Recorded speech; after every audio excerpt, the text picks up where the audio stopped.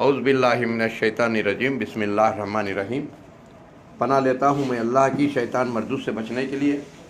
शुरू करता हूँ मैं इस अल्लाह के नाम से जो रहमान और रहीम है। भाइयों, दोस्तों, बुज़ुर्गों, नौजवान साथियों, प्यारे माँ बहनों, थायराइड एक ऐसी बीमारी है, सारे बीमारियों का सरदार है। थायराइड बादशाह है।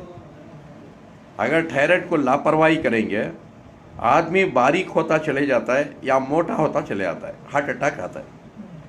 इसके ऐसे लापरवाही ना करो। मैं जैसा बोलता हूँ ऐसा अमल करो। 40 दिन में आपका थायराइड कंप्लीट क्योर होकर होता है, नॉर्मल हो जाता है। फिर डॉक्टर को पूछ को गोलियां छोड़ डालो। अब क्या करना, शाम को सोने के टाइम को 1 चमचा या 2 चमचे एरंडी का तेल गर्म पानी में या दूध में डाल को पी लेना। और सुबह को उठकर सबसे पहले जो है मूली का जूस, 1 मूली गर्म पानी में मार को जूस पी लेना। फिर आधे घंटे के बाद पाइनएप्पल का जूस पीना। फिर आधे घंटे के बाद अनार का जूस पीना।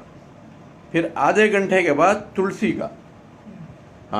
का पत्ता और कोत्तीमीर दाल को जूस बना को पी लेना। उसमें मिश्री डाल लो। इंशाअल्लाह 40 दिन टैबलेट खाओ, इंग्लिश टैबलेट। और इंशाअल्लाह काफ़ी चाय हाथ नहीं लगाना, जहर है। और दूसरा, गोभी का फूल पत्ता नहीं खाना, हाँ? और शक्कर इस्तेमाल मत करो, गुड़ इस्तेमाल करो, परवानी लाल या काला गुड़, सफ़ेद गुड़ भी नहीं, क्योंकि तो सफ़ेद गुड़ में निरमा भी वॉशिंग पाउडर डाल दी, उसके आस वो भी नहीं खाना। इंशाअल्लाह इसे पाबंदी से तुम्हें इस्तेमाल कर लियो। 40 दिन में इंशाअल्लाह तुम्हारा थायराइड कंप्लीट नॉर्मल होकर आता है। फिर डॉक्टर को पूछ को, डॉक्टर के मशवरे से गोलियां छुड़ा लो। नहीं डॉक्टर अब 1 महीना 2 महीने खाना गोलियां तो खा को छोड़ो। ये रहा थायराइड का। और दूसरा, कमर का दर्द।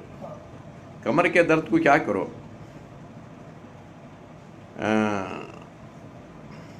रोज़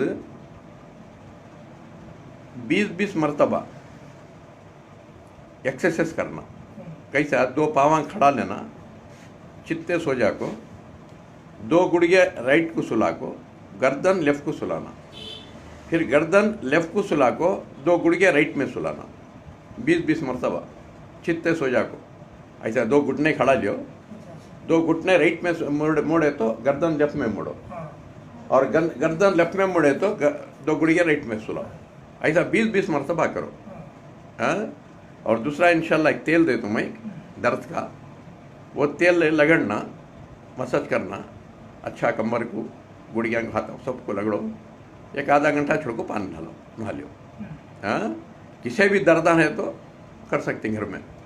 उसमें क्या क्या खूबी आएंगे, तो खुजली है तो चले आते, या सुरेसस की भी बीमारी है तो चट्टे आएंगी, वो भी चले आती, उसमें दर्दा भी चले आती। और चमड़ी भी जो है एकदम खूबसूरत बन जाती, हाँ, टाइट बन जाती, खूबसूरत बन जाती। ये सुरेसस का तेल है, दे तो इंशाअल्लाह। अब ये कमर के दर्द के वास्ते हुआ। दूसरा जो है शुगर के लिए, शुगर आने से पहले पाबंदी कर लेना। हाँ, मैं बोलता हूँ ये काढ़ा बना को घर में सब पियो, हाँ, सब घर में मिलने की चीज़। मैं उसका फ़ोटो भी दे डाल दूँगा, हाँ। और इसमें बोल डालता हूँ 1 गिलास पानी, 1 चमचा मेथी, हाँ, 1 चमचा खड़ी हल्दी, हाँ, लंबे लंबे आदि खड़ी हल्दी 1 चमचा, और आधा चमचा दालचीनी का पाउडर, यानी चक्के का पाउडर, हाँ। और दूसरा जो है 2 लौंग, 2 इलायची, 3 पान, काले पान, हाँ।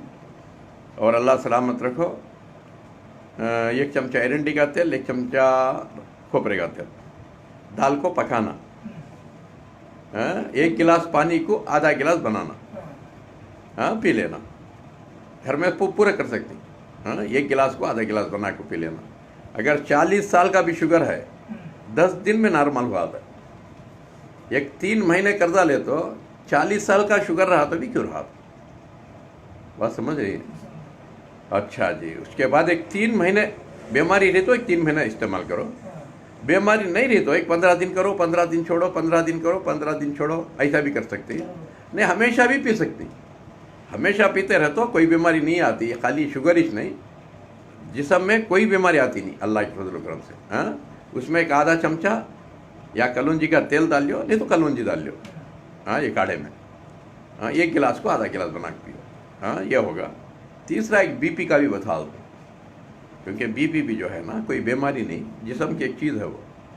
अगर बीपी हाई बीपी रही तो पुदीना गला को पीना।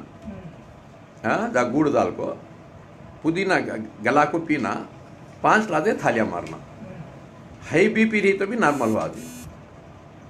अच्छा, लो बीपी रही तो चाय का डिकाशन बना को पीना बगैर दूध के। और जो है एक 2-3 मुट्ठी नमक गर्म पानी में डाल को सर को छोड़ को धड़कुन हलेना, फिर आधा घंटा 1 घंटा वैसा बैठ जाना, पोछना नहीं, बीपी नॉर्मल हो आती। कोसी लो बीपी। हाई बीपी रही तो पुदीना गला को पीना, जा गुड़ गिड़ दाल को, जा जीरा अजवाइन सौंफ दाल को एक 5 गिलास थालियाँ मारना। ये रहा बीपी का मसला, याद रख लियो। जब तुम ना मालूम है तो तुम्हें दूसरे को मालूम कराओ, क्योंकि बीपी शुगर है ना, ये जिस गाड़ी के अंदर ब्रेक की तरह है।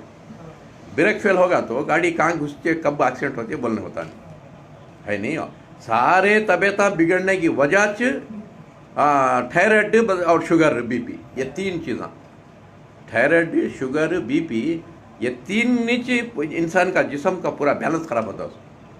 एक हुआ। और दूसरा, उजला नमक खाना छोड़ा लो, काला नमक मिलता है ले लो, क्योंकि उजले नमक में क्या है, हड्डी नरम होती है, थायराइड की बीमारी आती है, और इससे कई तरह की बीमारी आती है। उजला नमक बीमारियां का दरवाज़ा खोलता है, काला नमक बीमारियां को दफा करता है। रेट ज़्यादा है, परवाह नहीं, हॉस्पिटल के पैसे बच जाते, बात समझ रहे हैं। और दूसरा, शक्कर को छोड़ डालो, घर से तलाक दिया लो, क्योंकि शक्कर में भी हड्डी नरम होती है। शक्कर में शुगर बीपी सब बीमारियाँ वहाँ बढ़ते हैं शक्कर में। शक्कर के बजाय गुड़ ले लो, वो भी कोसा सफ़ेद नहीं, उजला गुड़ नहीं, क्योंकि उजले गुड़ में निरमा और वॉशिंग पाउडर डालते है नहीं, काला गुड़ नहीं तो लाल गुड़ हुआ।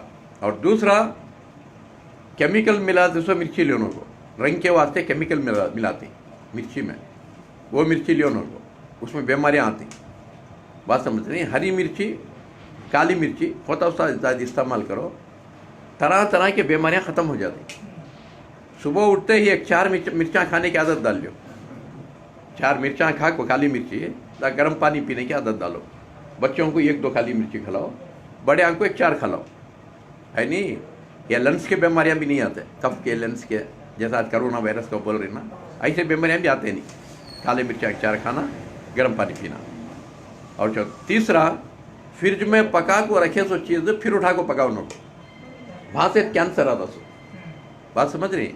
गोश्त, मच्छी, अंडा, सालन, खाना, दूध, क्या भी हो, एक बार पका डाले बाद फिर भी उठा को नहीं पकाना, नॉर्मल वैसा उठा को खा लेना, ठंडा कर को, फिर पकाने जाना नहीं।